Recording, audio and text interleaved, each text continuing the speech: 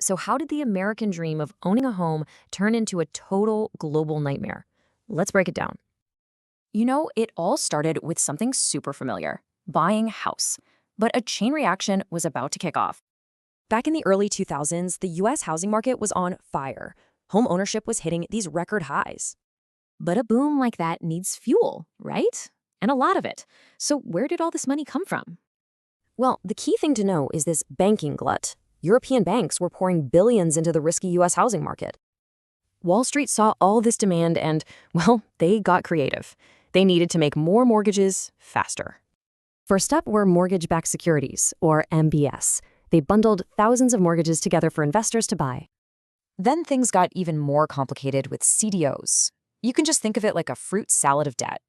So with this process, the person making the loan was totally disconnected from the risk, and that was a huge problem.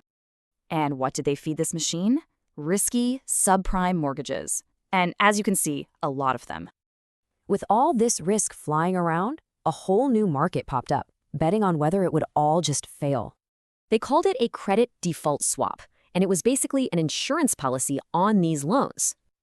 But here's the crazy part. You could buy this insurance on a house you didn't even own.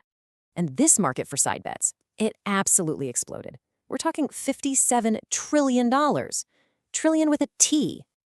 So you have to ask, how on earth was this allowed to happen? Well, the simple answer is deregulation. Yep, a law passed in 2000 basically tore down the old rules that had prevented this kind of speculation. So now the stage was set for a perfect storm. All the pieces were in place for a total disaster. And then it happened. The housing market turned, people defaulted, and those securities became worthless overnight. Suddenly, all those side bets came due. But the companies who sold them, like AIG, couldn't possibly pay up. The official investigation confirmed it. These side bets, these CDSs, actually fueled the housing bubble itself. The result? The entire system just froze. Credit dried up, and the whole world plunged into recession. It really leaves you wondering, when financial innovation outpaces the rules, who ends up paying the price? So, how did the American dream of owning a home